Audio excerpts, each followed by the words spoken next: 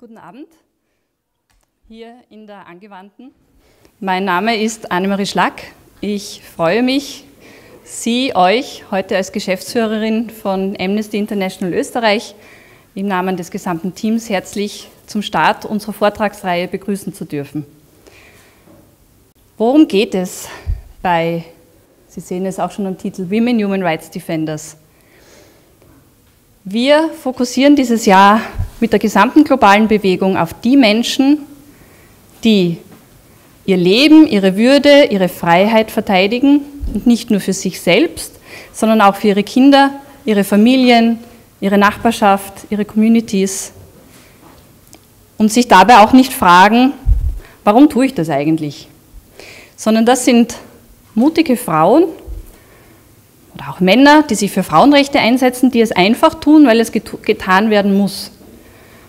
Und das ist eine ganz besondere Qualität, dieses einen Schritt gehen, weil es hier notwendig ist. Einmal sich wo einsetzen, weil man sieht, jemand ist in Gefahr. Einmal dazwischen gehen, weil jemand diskriminiert wird. Es sind diese kleinen Schritte, die uns alle zu Menschenrechtsverteidigerinnen machen können. Worauf Amnesty International genau schaut dieses Jahr, ist, dass die Frauen, die sich exponieren, die wirklich in kritischen Situationen Rechte verteidigen, sich einsetzen und dabei doppelt in Gefahr sind, nämlich auch als Frau, dass diese Menschen sichtbar werden, Solidarität erfahren und geschützt werden. Und in diesem Sinne bin ich froh, dass diese Veranstaltung heute hier so ein reges Interesse findet. Wir sind praktisch ausgebucht, denn auch Sie sind wichtig. Auch jede Person, die heute hier da ist, kann einen kleinen Schritt beitragen dazu, dass Menschenrechte geschützt werden und dass vor allem Menschen auf der ganzen Welt, die sich für Menschenrechte einsetzen, geschützt werden.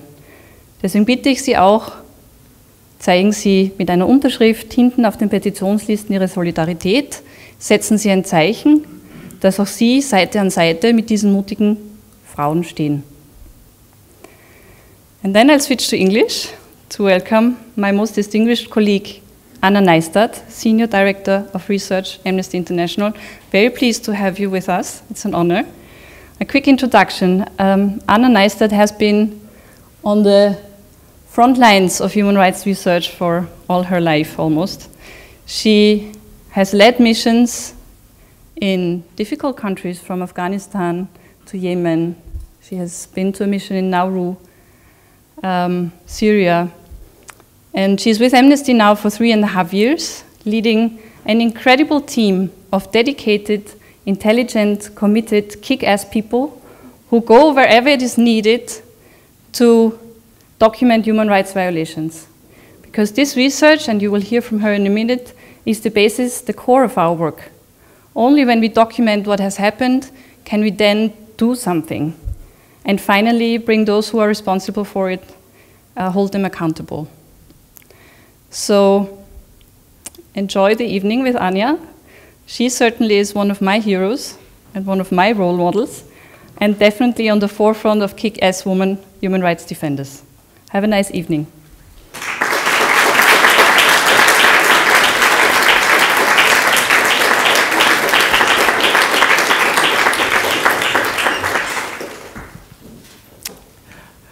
Good evening, and thank you very much. Thank you very much for the introduction. Thank you very much for having me here. It's a real pleasure to see you all. I will be guided in this talk by the overall theme of women human rights defenders and what they do. I will try to speak for not too long to leave some time for questions so that we can have a conversation afterwards. Let me start by saying that just a few weeks ago, one of the most impressive women I've known, a very dear friend and a colleague, would have turned 60 years old. And she never will. because about 8 years ago, on 15th of July of 2009, she was murdered.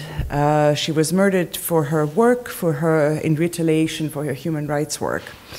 And if you remember one thing from everything that I'll be talking about today, I just want to remember her name. Her name is Natasha. It's an easy name to remember. Her full name is actually Natalia Istamirova, and we met in Chechnya in early 2000s. I was there. It was actually my first mission to a conflict area. It was when Russia was waging its brutal wars in Chechnya. And together with Natalia and her organization, Memorial, we were spending days and weeks and months on the ground documenting horrendous abuses, killings, disappearances, rape, torture, arbitrary detentions. So we would just get in the car every morning, go to yet another remote village, and sit down and to speak to people, to families, to document their stories, to tell their stories, and to try to do something to help them. Natalia at that time herself lived in a bombed-down building in the capital of Chechnya, Grozny. There was no running water, so she was every day carrying water in buckets to her fourth-floor apartment. She was a single mother and caring alone for her small daughter at that time. And I've never, ever seen any fear, any despair in her eyes. She was always full of energy, full of hope. She was calm, she was composed, and she really, in every house that she went into, she brought the same. She brought this hope to people who needed it most. And also she was working on some of the most sensitive cases that implicated people at the highest ranks of the Chechen government in all of these violations, and of the Russian government by definition.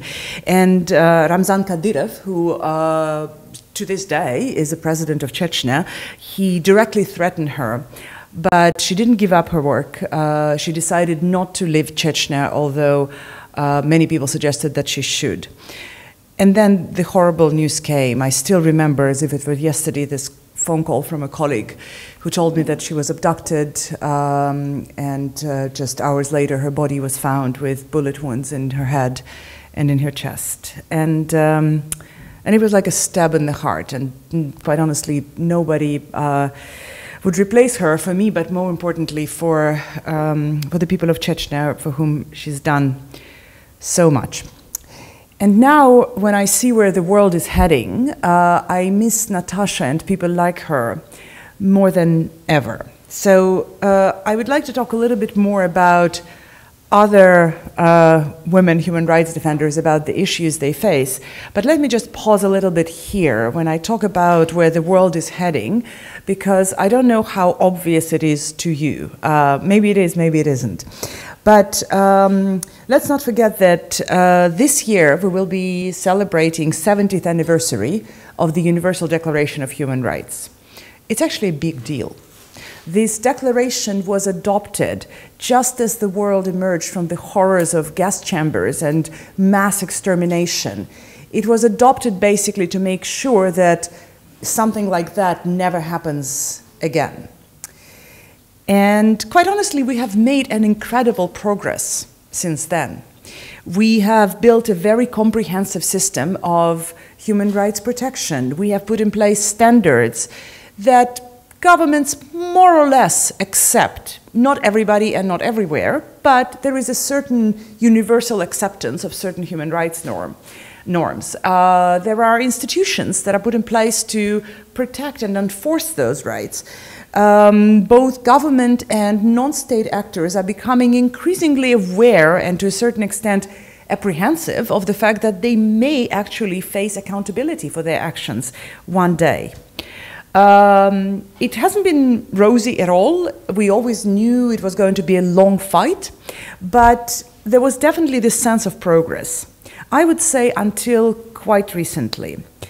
Just in the last few years, we have seen a pretty dramatic reversal of this progress, of this movement that felt like difficult but steady progress.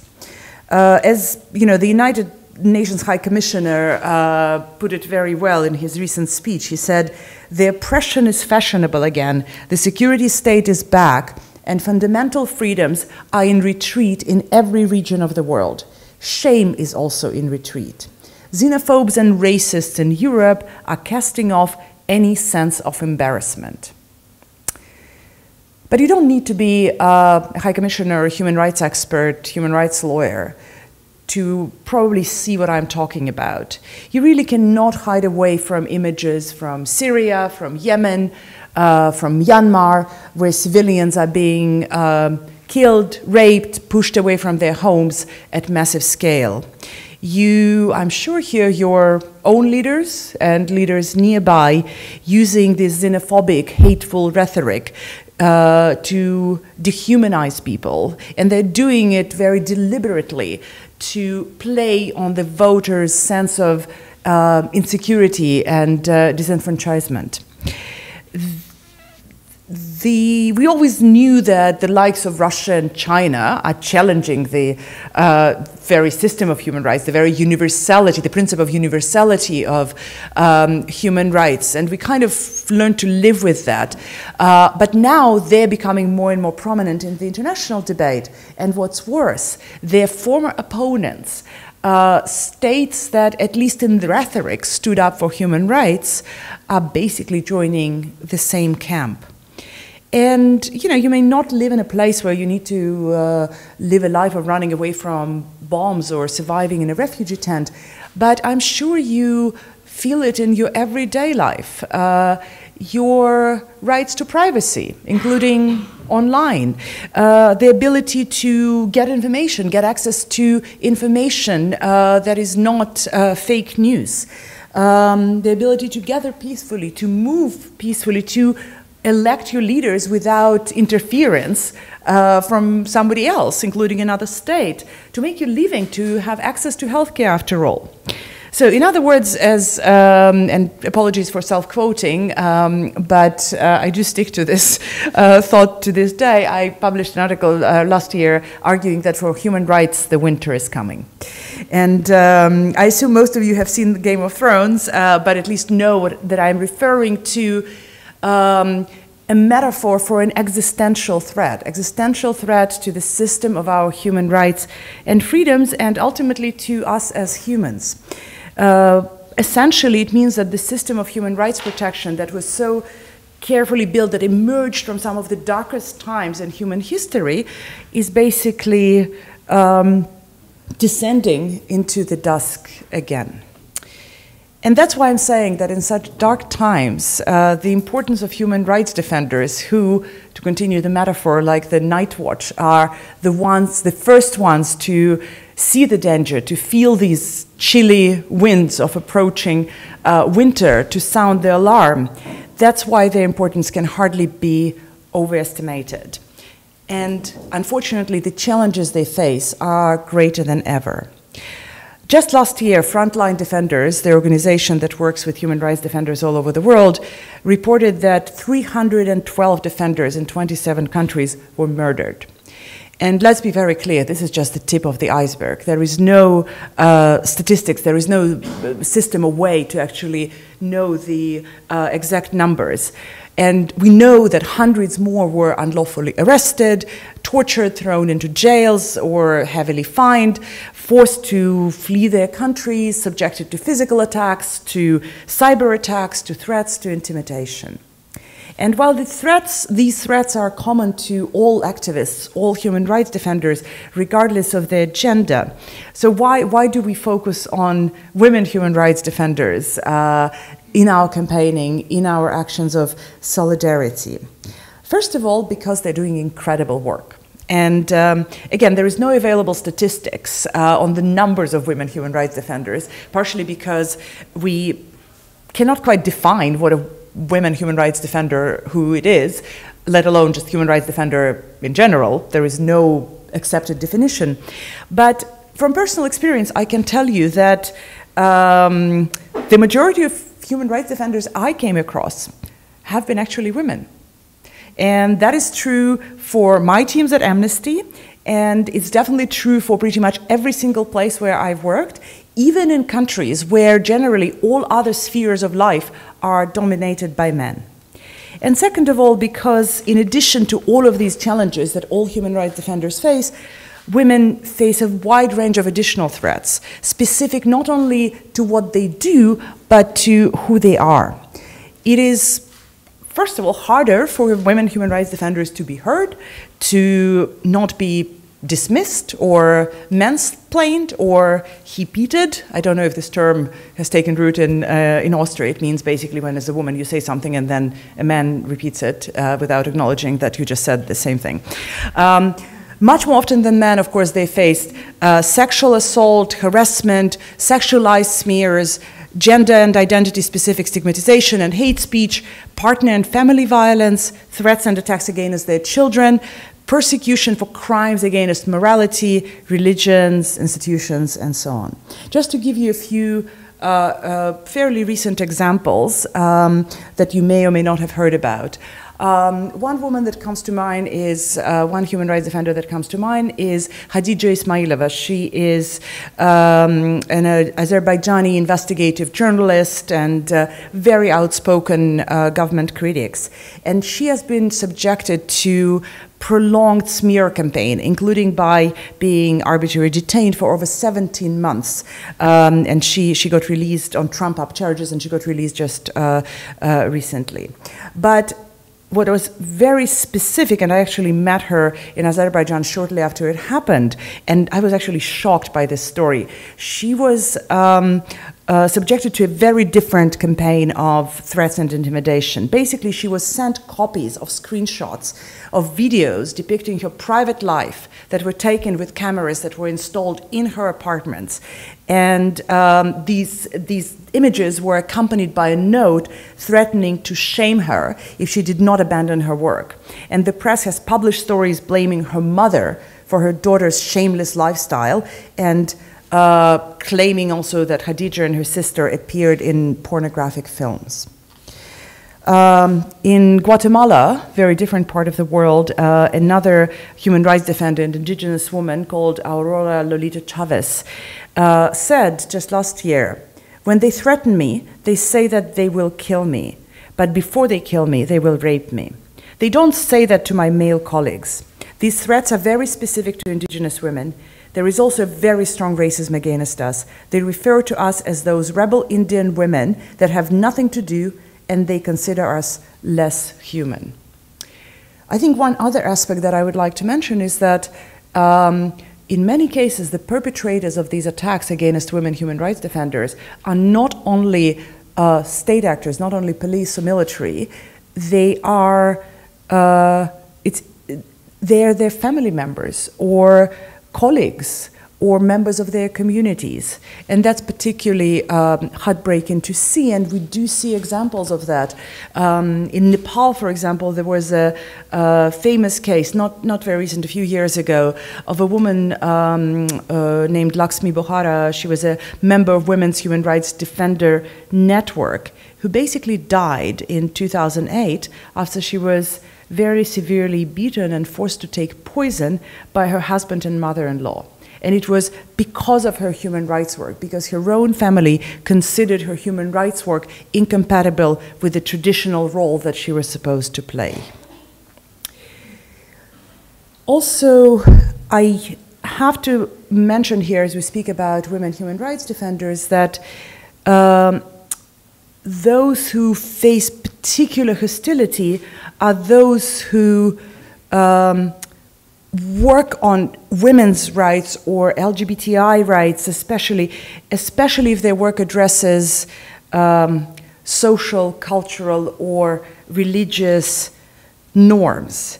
So, in fact, this term, women human rights defenders, has been extended to a certain extent to include human rights defenders who are not necessarily women, but who work on women's rights issues or a range of gender-related issues, including LGBTI rights.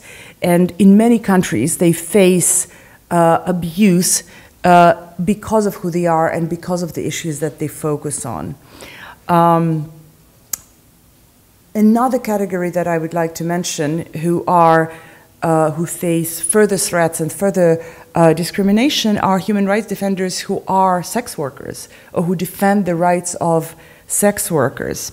They really face multiple layers of discrimination, violence, and exclusion. They are attacked for who they are, for example, transgender people, or in many cases women, and they're attacked for their activism. Obviously, it is because sex work itself is so highly stigmatized, but it's also because I think there is this notion that those who dare not only to be engaged in sex work, but also to defend it, to be active around this issue, deserve to be severely punished. And by severely punished, I mean murdered. Again, in a recent case, in Brazil, a transgender activist and sex worker, Mirella de Carlo, just last year was found murdered in her apartment, and it's quite likely that it was related to her work and to who she was. What makes us attacks against human rights defenders generally, but particularly women human rights defenders more or what creates a climate that is more conducive for those attacks is actually national laws. In many cases, it's not just the actions of security forces or family members, it's actually the legislation that creates the climate in which they face these attacks. It's usually when some of the causes that they defend are criminalized at the first place. For example, sexual and reproductive rights, right? You know, the attacks against sexual and reproductive rights campaigners and providers in countries where abortion is illegal, is criminalized. In El Salvador, women human rights defenders campaigning on these rights have been publicly accused in press of being unscrupulous, pro-death, manipulating vulnerable women. In Nicaragua, 9 women human rights defenders faced prosecution as a result of their work promoting sexual health issues and women's rights. And one other area that I wanted to mention is something that is actually fairly new, namely that on one hand, all of the developments in technology and communications and social media, they really give human rights defenders, including women human rights defenders, new possibilities to do their work, new possibilities to conduct investigations, new possibilities to expose their findings, new possibilities to be connected to other human rights defenders. But they also, these advancements also bring new threats. Just to give you some interesting figures, there was a recent global monitoring survey done by Association for Progressive Communications, and it showed that while 98% of sexual rights activists have seen internet as critical for their work, 51% of them have received violent or threatening messages. Women experience gender-based abuse online, such as blackmail, threats of sexual assault, sexist comments, intimidation, stalking, you know that. And that leads to also significant levels of self-censorship. A special rapporteur on the promotion of freedom of expression found that online attacks chill and disrupt online participation of women journalists, activists, and human rights defenders. At Amnesty, we recently investigated the extent of online abuse against women who were active on Twitter. There was a very interesting project. We've been speaking to journalists, activists, bloggers, to hear about their experiences of abuse on social media platforms. And basically, we came to a conclusion that internet has become a very scary place for women. The threats of abuse was very real, and it actually had a silencing effect on women. We commissioned in late 2017 a poll which looked at experiences of women on social media platforms in Denmark, Italy, New Zealand, Poland, Spain, Sweden, the UK, and the USA. And 76% of women who said that they had experienced abuse or harassment on a social media said that they made changes to the way they use these platforms. basically, and 32% of women said they stopped posting content that expressed their opinions on certain issues. Well, let me tell you from personal experience, I'm definitely among those women who now think twice before posting something on certain issues or certain countries.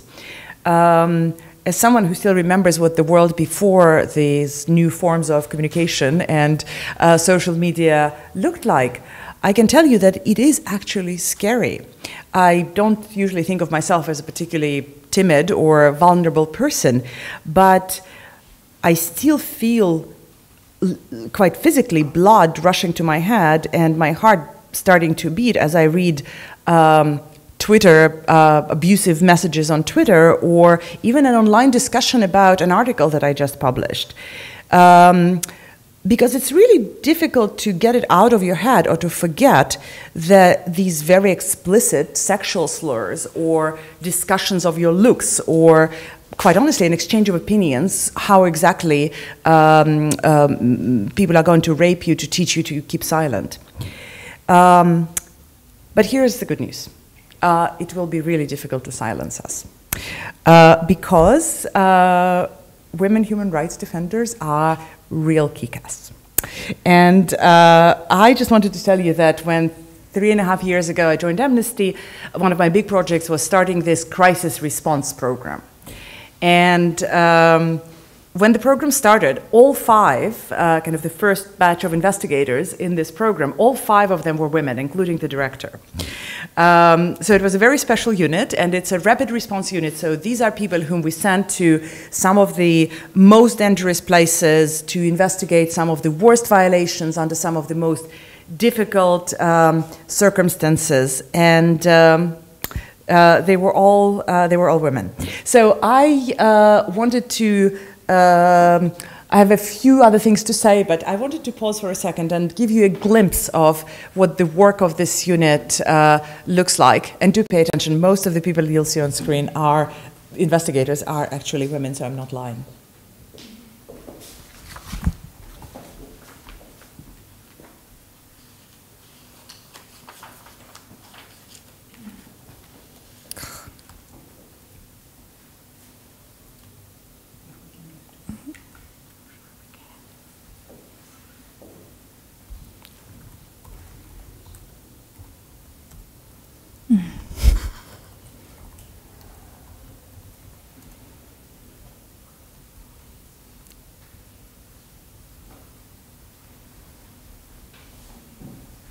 أول ضربة ضربوه هنا ها شوفي الضربة أول ضربة ضربوه هنا الضربة الأولى ضربوه هنا. My name's Johanna Hassan. I'm the Director of the Crisis Response Program at Amnesty International. Our work is not just about carrying out timely field investigations. It's about ensuring that the evidence that we collect gets out to decision makers in real time, and we create the type of momentum that gives decision makers no choice but to instigate change and hold perpetrators to account.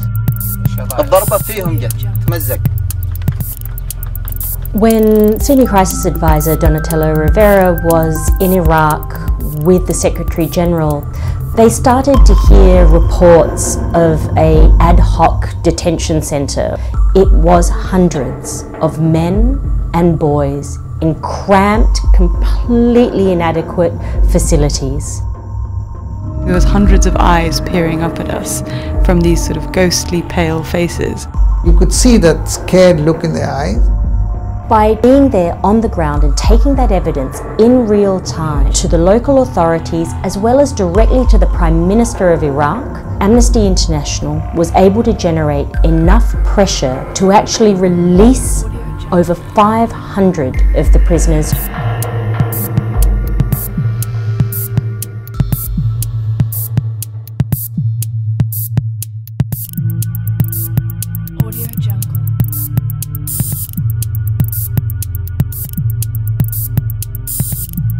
شنسوي وين نقعد ما عندنا مكان مجبورين نقعد. Our researchers often work hand in hand with the country teams. In the Central African Republic, for example, our combined teams were able to document serious violations by peacekeepers who had been accused of the killing of a man and his teenage son, as well as the rape of a young girl. We immediately went about verifying the information, getting that information into a press release and releasing that to the world's press and to the UN and calling for answers. And that resulted in the head of the UN peacekeeping operation in Bangui being removed from his post. Our commitment to crisis response has always been beyond just responding to the issues and the headlines. It's also about ensuring that we're putting forgotten conflicts and crises back on the agenda. One particular conflict that we have focused on in the last 12 months has been Darfur. In 2004, our headlines, the newspapers, the news were all full of stories of horrific abuses coming out of Darfur. Over the last decade, we've heard less and less. Today, we hear nothing. Our team has been researching horrific abuses in the Jebel Mara region of Darfur in Sudan. We've documented abuses of mass rape, villages, hundreds of them, being burnt to the ground. Importantly, we've been using large amounts of satellite imagery, literally looking at hundreds of kilometres of surface where government forces have been razing villages to the ground. And it's through using this satellite imagery that we've been able to triangulate the information that we've received from the eyewitnesses and from the victims. The impact will not come from the research alone. Where it will come from is for each of us across the Amnesty movement at the highest levels, going to our foreign ministers, to prime ministers, armed with the solid evidence that has been collected in the field by our investigators and pushing for real change.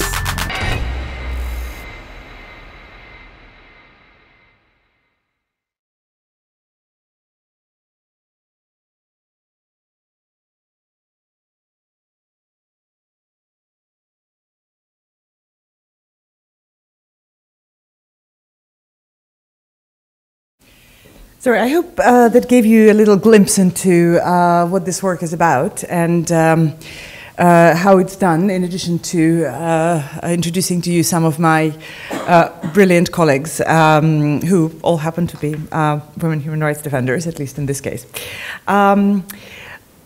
So I have been doing this work very similar to what you've just seen on the screen for more than 2 decades by now, I guess. And very often people ask me whether it makes it harder to be a woman doing this work. And in truth, I think it's both harder and easier. It's harder because some of the challenges that I just talked about, and many of which I have experienced quite personally.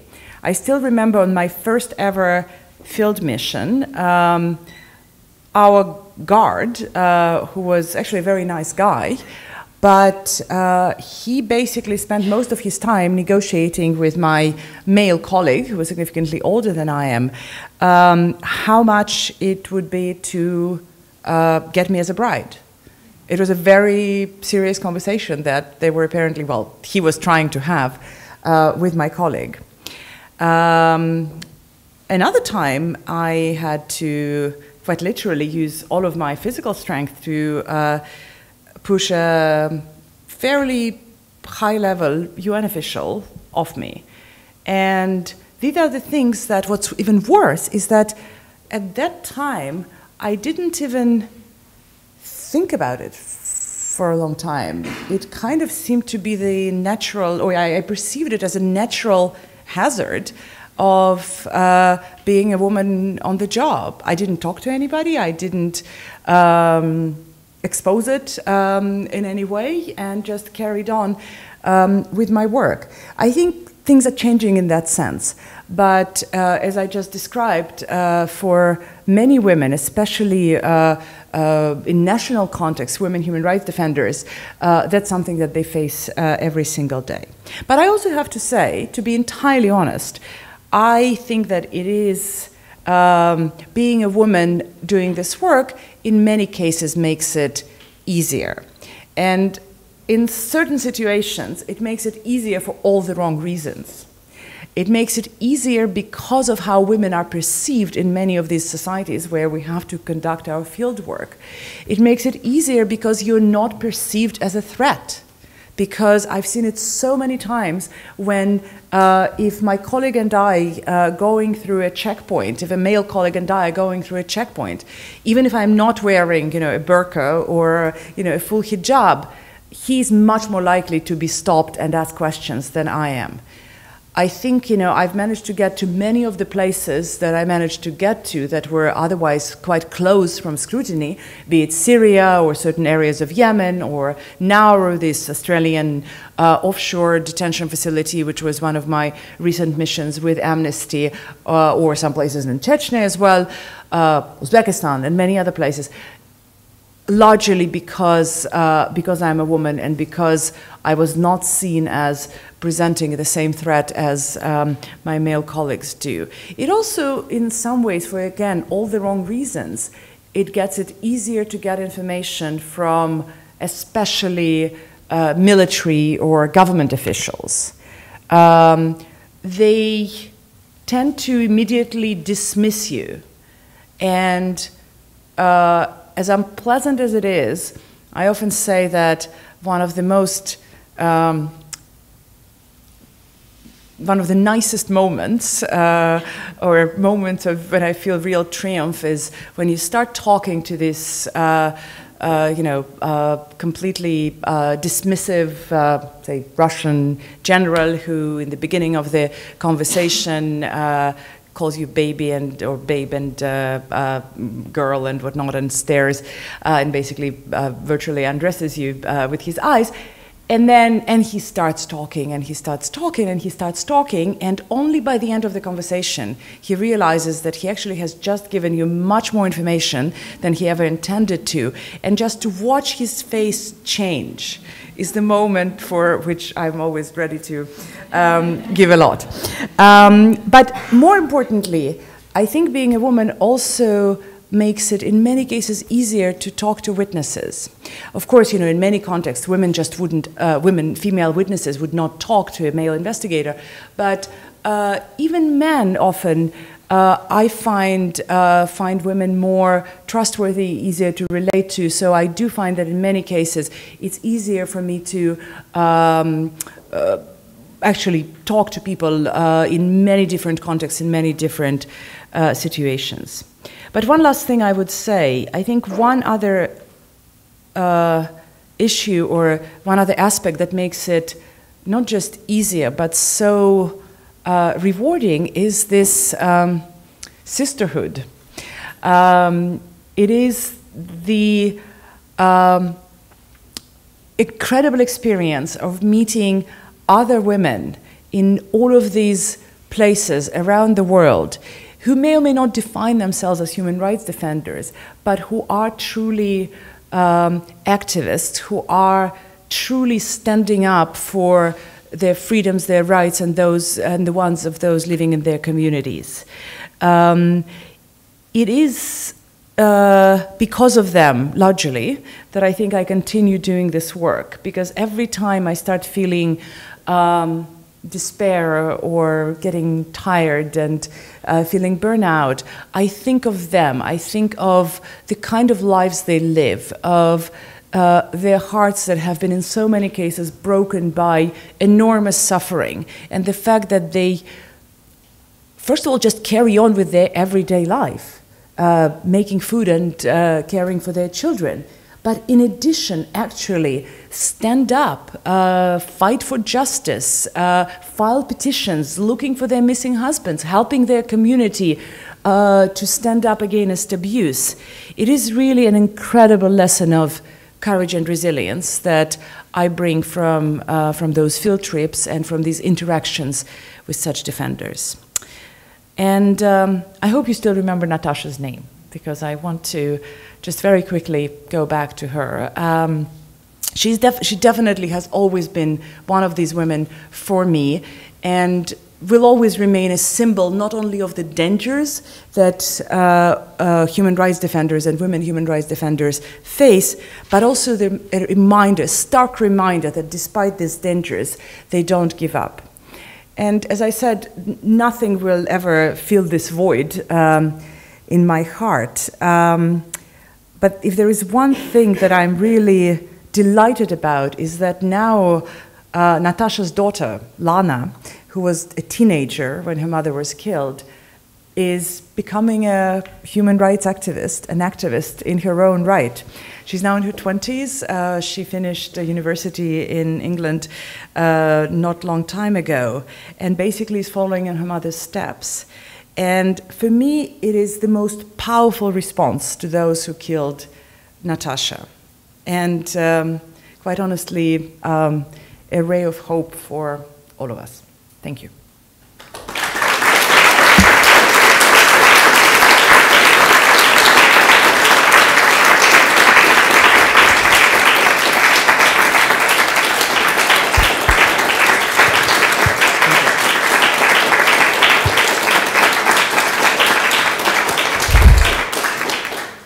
Thank you very much for your powerful speech. Oh, I just need to be turned up a little bit, I think. Can you turn it up? I don't know which one it is. Okay. We now have the opportunity to ask Anja some questions about her work and about her speech. And I also welcome all our guests online who are watching the stream to ask some questions on social media, if you like.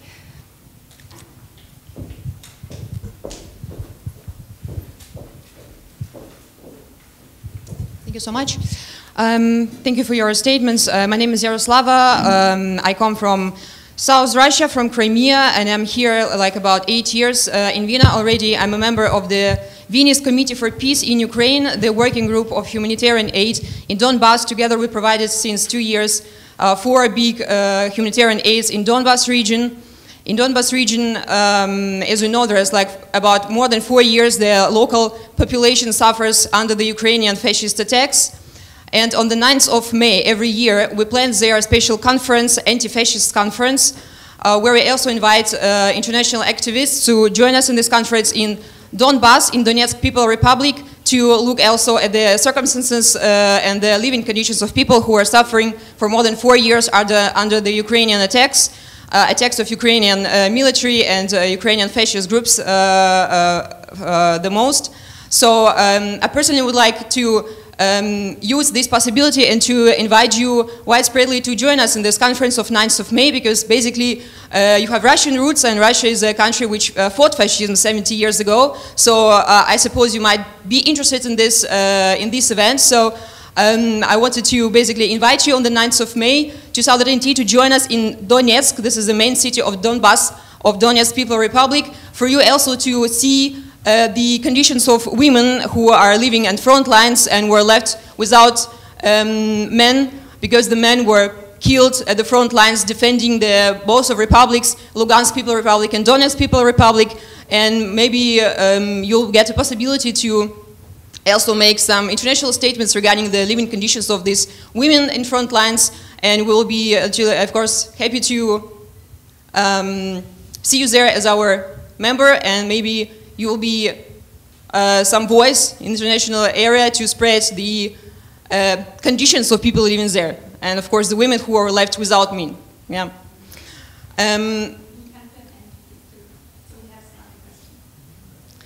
The question, so it was an invitation from my side. Basically, the question would be, what would be your statement regarding Ahed Tamimi, who is a young activist in Palestine who tries to fight against Israeli apartheid, whose family members are currently under abuse. Would you suggest her a human rights activist? What would be your suggestions regarding Ahed Tamimi, who is now imprisoned by Israeli soldiers, as you know? How would be your statement, and would you raise voice to defend her as a young activist in Palestine? Yeah. Thank you. Okay, let me just answer the second question first, because it's a very simple one. If you go online and check Amnesty International's website, you'll see that we have made very clear statements about Ahed Tamimi and about the actions of the Israeli state in this regard, and we have actually an action of solidarity in her support going across our sections around the world. So there is no question about that.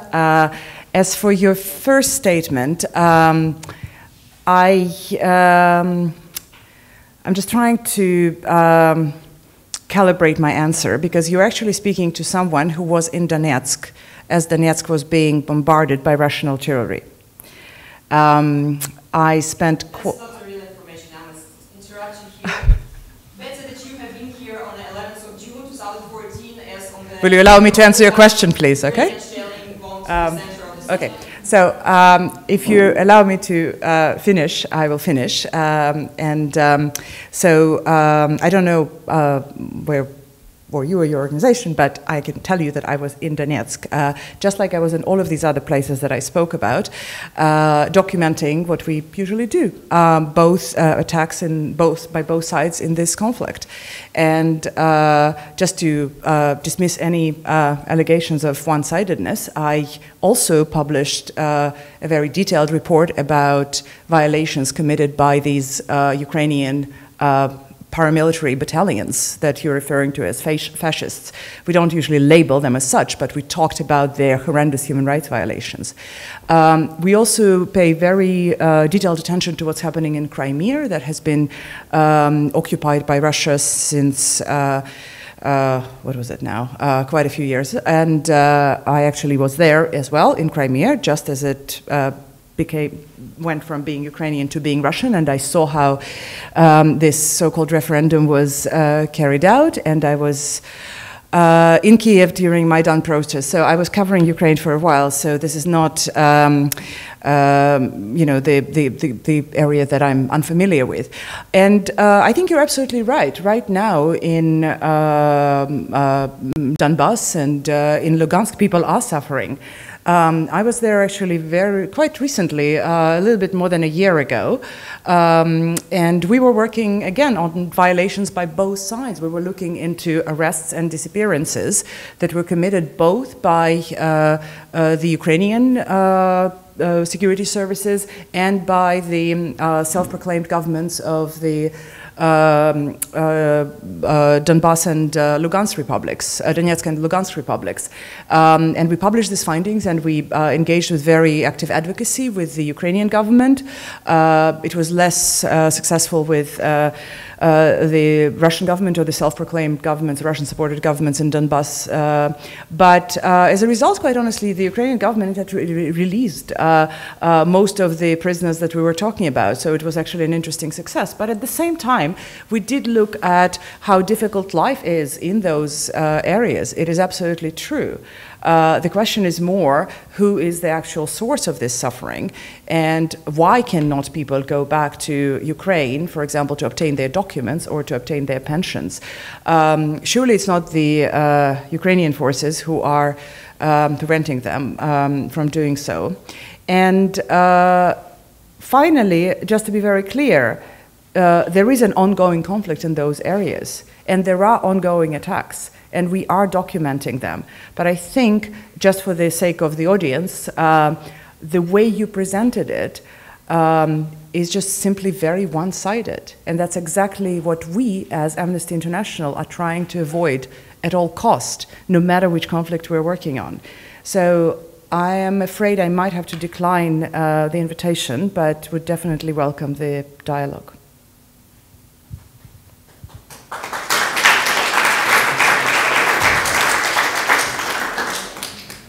Any other questions? Auch gerne auf Deutsch, ich kann es schnell übersetzen.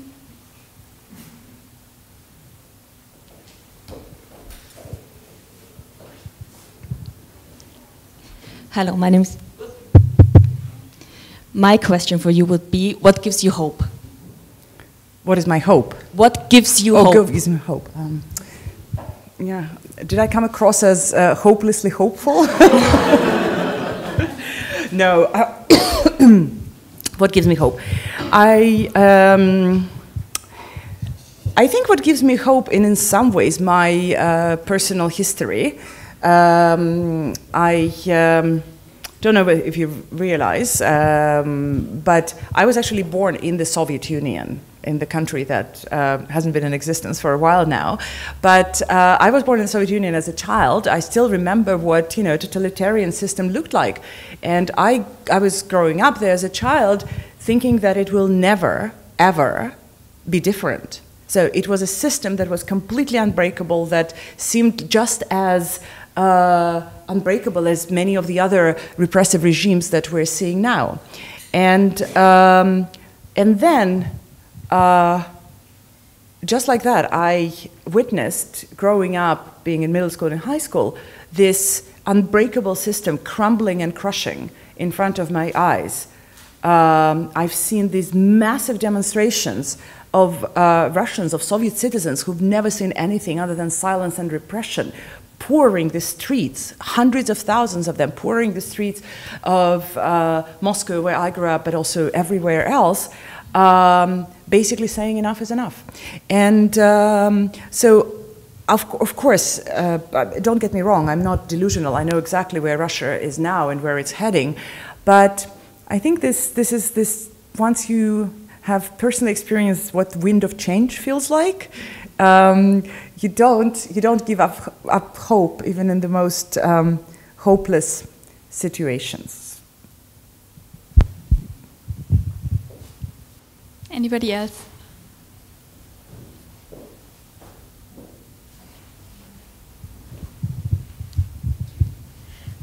I wanted to ask you what made you go to the front lines with your human rights work, because there are a lot of workplaces where you would be like in an office, not like at the front and in danger, and what makes you still go there? Like, aren't you afraid or too afraid to go again? It's an excellent question. I think I should be asking this question to myself more often.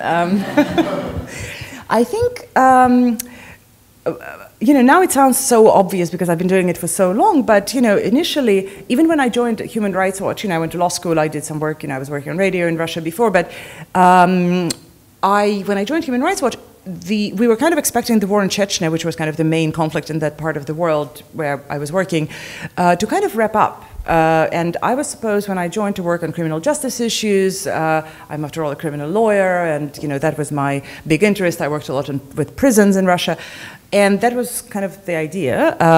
And then I just ended up covering this conflict a lot. And I think there are, I guess, two things. One is, we have the slogan in Amnesty, taking injustice personally. I think that was always very true for me. I think I just grew up taking injustice personally, somehow just happened. And so I think in a war zone, in a conflict, you just refuse to understand how people can do such things to each other. And then when you realize that those who are doing this are completely relying on the idea that nobody would care, nobody would come, nobody would talk to their victims. Their victims will be always voiceless, always forgotten. This darkness that they create around their abuses, and the notion that you can actually break, at the very least, break this cover of darkness and expose the perpetrators is very strong. But also the fact that you actually do have a chance of bringing justice to the people who suffered those abuses, and bring those responsible to account. And it doesn't, again, I'm not delusional, it doesn't happen very often, but I cannot tell you what I experienced last year as Mladic was finally convicted. I didn't work on that. I didn't work on Yugoslavia, it was a little bit before my time, but I was watching these women kind of cheering and, tears of sorrow and joy mixed up, who were watching these last days of his trial in The Hague, and I could just so relate to them. Seeing this moment of justice is very, very powerful. But let me also give you a less kind of activist answer. I think on a personal level, it is On the front lines, you're exposed to the level of events and emotions that you just don't experience otherwise. And these emotions can be extremely traumatic, but they can also be extremely positive. You meet the worst of humanity and you meet the best of humanity, as I was just describing. You come back with this, you see people in absolutely extraordinary circumstances, giving you a lesson in courage and resilience. And that's something that, I guess, difficult to find in the office. Not that it never happens. We all have, you know, heroic acts being committed in the office environment around us, but kind of on the front lines. And I think this exposure to these quite extreme emotions is something that you just get addicted to. I'm being very honest with you. It's very difficult and I miss it. I now do less field work than I used to. But I miss it because that's what reminds you of what this work actually is about. Okay. So I will read a question from our Facebook live stream. It's a question from a viewer in Germany, and he asks why Amnesty International is not shouting or protesting against Myanmar brutal government. Everybody knows its human rights violations. Again, I love this question, why isn't Amnesty International doing X? Usually my answer, there are sometimes an explanation why we're not doing something, but usually my answer to this question is, can we just go on the website and check what Amnesty International has been doing, especially on Myanmar. First of all, we have been covering it for many years. Second of all, even before this latest surge in violence. Second of all, during this latest surge in violence since August 2017, we had people on the ground, including Tirana, whom you just saw on video, from the very first moments. And they were working in Myanmar, they were actually on the border in Bangladesh, documenting the very, how the conflict, this ethnic cleansing was unrolling. And in addition, just a few months ago, I actually was there in Myanmar and in Bangkok releasing our very comprehensive report that talked not only about this last surge of abuse, but also about the entire system, which we, Amnesty International, actually called apartheid. And that was the first time that we have a policy on what we call and do not call apartheid. At the organization, it was the first time we actually used this term in relation to a particular government. So it was not a small deal, and I can tell you that it was very seriously taken by all of the players, including the Myanmar government, but also the United Nations and all of the others involved. So not only we are constantly covering, our latest statement on Myanmar came out, was it yesterday or 2 days ago? Yesterday, sorry. Thank you. I'm a little bit with travels, my timeline slide a little bit. So yesterday, basically talking about how the military is now taking over the lands where Rohingyas have been pushed away from. So I hope it answers the question. I also have a question to you.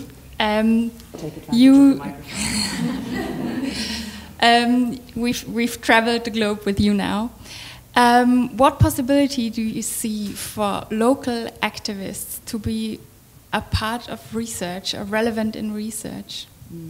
Is there any way? Yes, there is, and they are. This question is a little bit more difficult than you might think. So on one hand, we cannot work without local activists. Let's just be very clear. In the vast majority of situations, we rely very much on our national partners, on our local partners, especially now that we have regional offices in many parts of the world. We're no longer based just in London, right? Many of you know we have now offices in 3 offices in Africa, 3 offices in the Middle East, and so on and so forth. So we do work with them very closely, and we do conduct investigations together sometimes. The problem is, and I need to mention that, that the human rights research has become a very professionalized field. And it's not because we're trying to be snobby and kind of not protect our little territory. It's just because the demands on the quality of our work are growing exponentially. Our opponents, governments, non-government actors, corporations often, have really developed a very, I mean, partially it's, you know, we're victims of our own success in some ways, but as they realize that we actually have the power to affect their actions, they are putting more and more into hiding their abuses, into creating fake narratives. And, you know, by creating fake narratives, I don't just mean narratives, but also videos and photographs and, you know, meddling with the crime scenes, so to say, and so on. So as a result, and also, you know, they challenge our findings all the time. And that puts enormous pressure on us to produce, to conduct our investigations, to produce research outcomes at a very different level compared even to what it was 10 years ago. So for example, just to give you a very quick glimpse, we of course still rely on witness testimonies and, you know, our notes that we take in the field, our own observations in the field, photographs, videos, but we also use a lot of innovative technology to support our findings, such as satellite imagery, as you saw, such as video verification tools. So videos that get sent to us, we actually can run through a system that would allow us to identify whether they are authentic or not, which is critical, right? So that you don't use something that is fake. We use remote sensing, we use machine learning, we use specialized expertise, forensic experts, military experts, and so on and so forth. So I think our investigations are becoming more and more professionalized, and it's not easy sometimes for local activists to participate in them. But I would say that, or to at least, you know, it's not easy for us to outsource these type of investigations entirely to local organizations. But that said, you know, we do, as I said, work with them very closely, and in many cases, after they've done one investigation together with us, they often feel that, you know, feel empowered to carry on their own work in the same way, with the same standards, ask the same questions during the interviews, use some other ways. I'll never forget this moment, this very famous now, Mariam Hoja, the Bahraini human rights activist. I met her back in Bahrain when she was still, you know, very young, and I think it was her first kind of real exposure to very serious abuses. It was also during the Arab Spring in 2011. There were killings of demonstrators, and Mariam and I were running around to the hospitals and everything. And at some point, we were looking at bullet holes on a pole, and she was just taking photos of them. And I just told her, like, completely, like, you know, it was really in a rush. And I said, look, you know, if you just take a photo like this, we wouldn't know where it came from. Did it came from an automatic gun? Did it came from a gun? Is it even a bullet hole? So I said, oh, but what do I do? And I said, look, here I have a quarter. We lived in New York then. This was a quarter. So I remember it was a quarter. I was like, why would I have? So it was still back in New York. So I had a quarter. So I said, just put a quarter next to the hole and take a photograph. And I met her just a year ago, so in some kind of event, and she literally pulled out a quarter from her pocket and said, look, I still have it. That was such a great lesson in human rights investigations. One last question. Oh. Yeah, so you have been to Vienna half a day now, I think, and you may have already heard that Viennese are generally complaining a lot. So I'm wondering, what would you tell a Viennese complaining about that the situation is worsening and that there is nothing we can do? What would you tell them? How could they be active now, and what could they do? Okay. I started this at a very kind of sad note, so let me try to part away from that and give you my own version of Amnesty's slogan, taking injustice personally. And I apologize for the language right away. Basically, my own version about, you know, the importance of taking injustice personally is the importance of giving a shit. So actually, this is the main piece of advice that I can give anybody. As long as you start caring about something, just something. It doesn't have to be human rights. It can be animal rights, it can be environment, it can be complete, it can be corruption, just something that goes beyond your kind of day-to-day interests and existence, which I think you should stick to. I'm in no way suggesting that all of us should drop everything else and become human rights activists. But as long as you start caring about an event, a cause, that is not within your immediate realm, if you already do, then you start talking to other people, your family, your friends about it. I think that is that's what Amnesty is all about, that creating this chain reaction between people who care. Because this chain reaction ultimately turns into action, inevitably. And whether it's one action or whether you become a full-time Amnesty staff member or a member of another human rights movement is actually less important. I do think that, again, in the time when the winter is coming, it is about everybody realizing first and foremost that it's not just about somebody out there in a remote Syrian village. It's about each and every one of us, and unless we do something about it now, we're not going to live in the same world 20 years from now. You will ask the last question for tonight. Could you please comment on what the best way is or the most effective way to get the information or the outcome of your investigations actually to the people in charge of these repressive regimes? And what are the facts that are most effective in causing a reaction or a response? Oh, that's a very good question. We always assume that writing a very nice, big, comprehensive report, which is very well documented, is the best way to ensure that the relevant policymakers get the information. You probably wouldn't be surprised to hear that it's actually not true. So I think right now we actually in the process of figuring out an answer to this question. I actually think it was true to a certain extent. When the world looked slightly different and when, I don't know, EU officials or US officials were actually asking for our reports and were actually probably reading them carefully, when we were in less of a competition with all the social media and all of the news outlets out there, it was true to a certain extent, although probably never completely. But now we're in a very different world. So if you look even at our website, and it's still a big work in progress, we're looking into many different other formats. If, you know, when you ask your question, my immediate response was Twitter. I can give you several examples how our advocacy actually happens on Twitter. Yes, eventually we would like the person to read the report and the recommendations, but to get the attention, especially of politicians who are on Twitter, it's a very effective way. And then, you know, there are, I guess, two different ways. One is developing context. I really think that it all comes down to context, and that's why we have advocates. That's why, you know, the Austrian section here has pretty much can pick up the phone and get very much straight through to the person who is in charge of human rights in the foreign ministry and higher up eventually. But in other cases, when we don't have these contexts, when we don't have these connections, it's in many ways the old Amnesty model. Where we do write these hundreds of thousands of letters, and eventually they just feel that it's better to listen to us than to keep ignoring us and having their fax machines or emails crashing. We still use that. It's, I think what changed is that we're now looking at a variety of different methods, whether it's Twitter, whether it's direct advocacy, whether it's a massive campaign of petitions or letter writing. We're trying to put more and more thought into exactly that question, how to not just get our findings, but get our findings to people who can do something with them. Thank you. We're almost finished for today.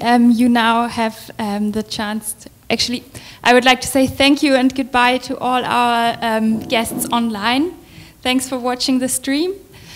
And to all of you here offline, I would like to invite you for a drink outside. There are also a couple of local activists here. You will recognize them on their Amnesty t-shirts. You can actually become active with Amnesty, and if you want to find out more about that, you can talk to them tonight. And maybe Anna will also be available for a few more personal conversations. Thank you for visiting us, and have a nice evening.